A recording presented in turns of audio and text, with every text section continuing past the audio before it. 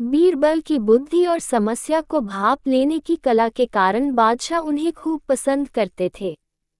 इसी कारण से दूसरे लोग बीरबल से उतना ही जलते थे। इन जलने वालों में से एक अकबर का साला भी था। वो हमेशा से ही बीरबल को मिला हुआ खास स्थान लेना चाहता था। बादशाह जानते थे कि बीरबल जैसा कोई और नहीं हो सकता है।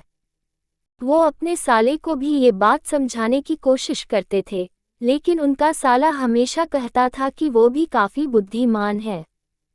इन सब बातों के कारण एक बार बादशाह के मन में हुआ कि अब ये ऐसे नहीं मानेगा, इसे कुछ कार्य देकर ही समझाना पड़ेगा। तभी अकबर ने अपने साले से कहा कि तुम अपने दिमाग और सूझबूझ से इस कोयले की बोरी को सबसे ज्यादा लालची सेठ दमड़ी लाल को बेच कर आओ। अगर तुमने ऐसा कर दिया तो मैं तुम्हें तुरंत बीरबल की जगह दे दूंगा। ये बात सुनकर अकबर का साला हैरान हुआ, लेकिन उसे बीरबल की जगह चाहिए थी।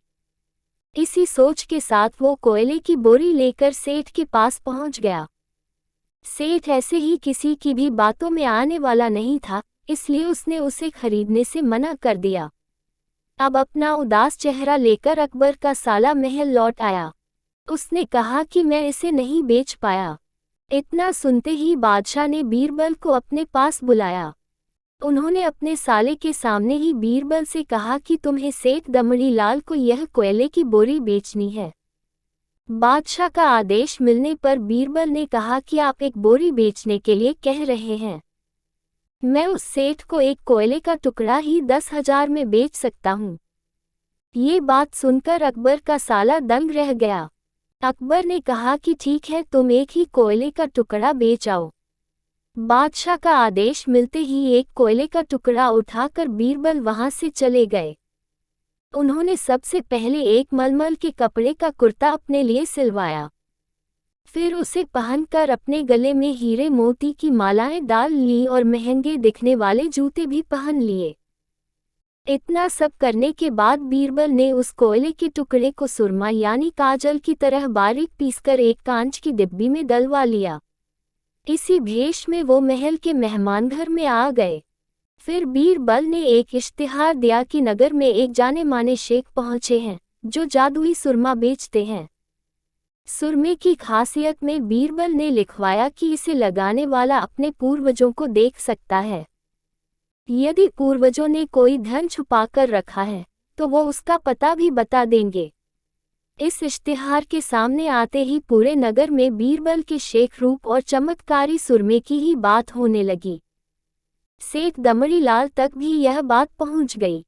उसके मन में हुआ, जरूर मेरे पूर्वज ने धन गाड़ रखा होगा, मुझे तुरंत शेख से संपर्क करना चाहिए। इतना सोचकर दमड़ी लाल शेख बने बीरबल के पास पहुंचा। बीरबल ने जानबूझकर उन्हें पहचाना नहीं। सेठ ने शेख से कहा कि मुझे सुरमे की डिब्बी चाहिए। शेख ने जवाब दिया, बिल्कुल लीजिए, लेकिन एक डिब्बी की कीमत 10,000 रुपये है। सेठ काफी चालाक था। उसने शेख से कहा कि मैं पहले सुरमा आंखों पर लगाना चाहता हूँ, उसके बाद पूर्वजों के दिखने पर ही मैं 10,000 रुपये दूंगा।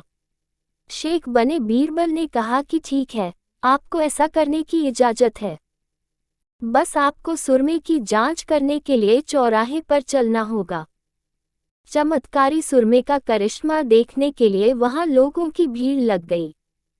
तब बीरबल बने शेख जोर जोर से कहने लगे कि इस चमत्कारी सुरमे को सेठ जी लगाएंगे।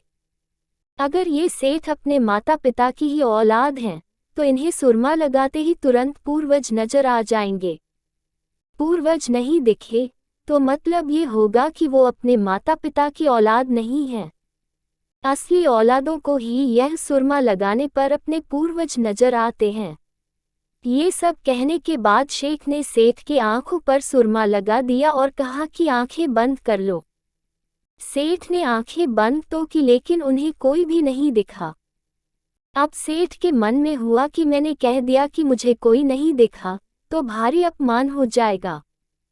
इज्जत को बनाए रखने के लिए सेठ ने आंख खोली और कहा कि हाँ, मुझे अपने पूर्वज दिख गए। इसके बाद गुस्से में लाल सेठ ने बीरबल के हाथ में 10,000 रुपये थमा दिए। अब खुश होते हुए बीरबल महल चले गए। उन्होंने कहा कि लीजिए बादशाह, एक कोयले के 10,000 रुपये और सारा किस्सा सुना दिया। ये देखते ही बादशाह का साला मुंह बनाकर महल से चला गया। उसके बाद से उसने कभी भी बीरबल की जगह लेने की बात अकबर से नहीं की। कहानी से सीख: किसी से ईर्ष्या नहीं करनी चाहिए और अपनी काबिलियत को साबित करने के लिए बुद्धि का उपयोग करना जरूरी है।